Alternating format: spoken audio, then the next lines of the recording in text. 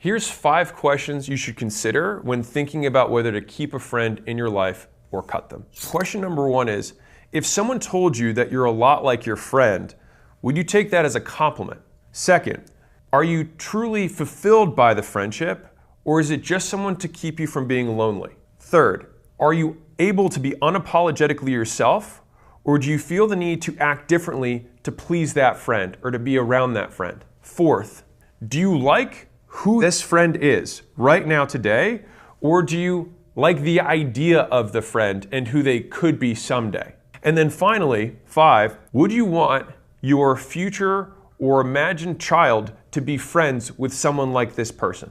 And I think it's a really wonderful litmus test because it forces you to take a look outside of yourself in order to have perspective from a third-party angle on the true quality of that person. But the reality is that rare people are by definition rare. It's normal to have fewer of them. And so if you only have a few friends or one good friend, then that's normal if you want rare and exceptional friends. If you have many friends, it's far more likely that the bar for your friendship is too low.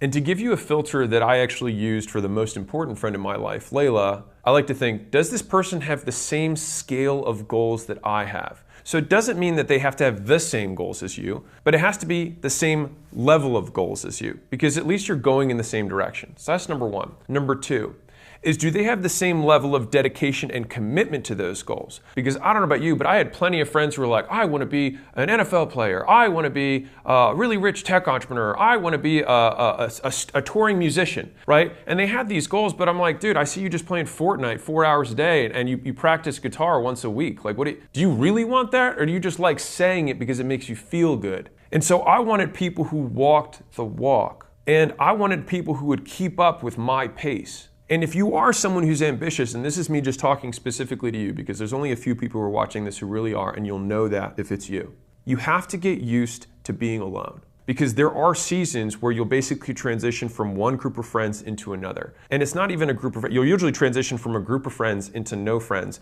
And then you'll find 1 or 2 people who are at a new level. And then sometimes those people introduce you to some of their friends. And if you keep walking and you keep outpacing, then that group will then start retiring past you. And then maybe one person stays with you, maybe no one does, and you'll have another lonely period. I'm saying this because I used to think that there was something wrong with me, when in reality, I just didn't understand what the nature of being exceptional meant.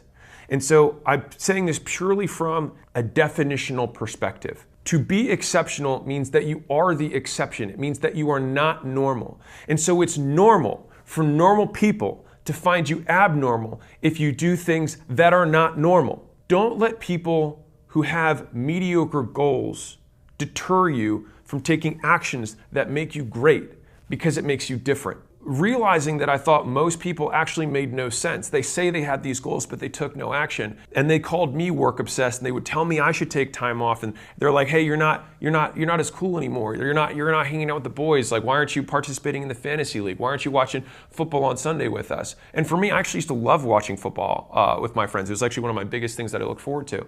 But the thing is that like I needed that Sunday because I had to prep workouts, I had to prep the music list for the next day, I had to run billing, I had to do all this other work.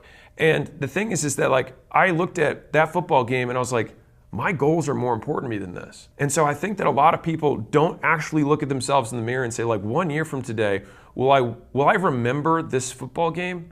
Or will I remember the fact that I'm not where I said I wanted to be? And to me, that was significantly more painful.